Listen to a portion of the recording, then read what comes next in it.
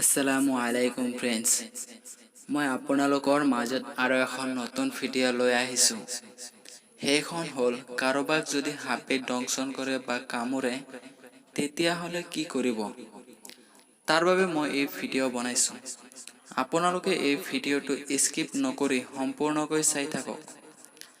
তাৰ আগত মোৰ এটাই ৰিকুৱেষ্ট, আপুনি যদি মোৰ এই চেনেলটো এতিয়ালৈকে ছাবস্ক্ৰাইব কৰা নাই, প্লিজ ছাবস্ক্ৰাইব কৰি ৰাখক। এতিয়া বলক ভিডিঅ'টো আৰম্ভ কৰোঁ।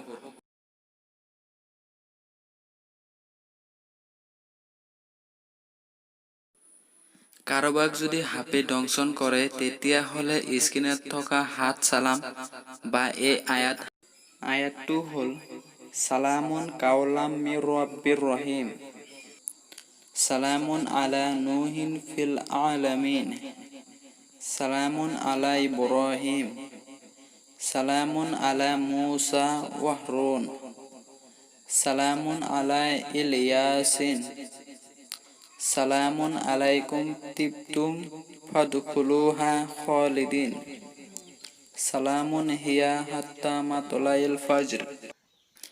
এই হাত চালাম এবাৰ সম্পূৰ্ণকৈ পঢ়িব আৰু এবাৰ পঢ়াৰ পিছত সেই কামোৰা অংশত এবাৰ ফু দিব।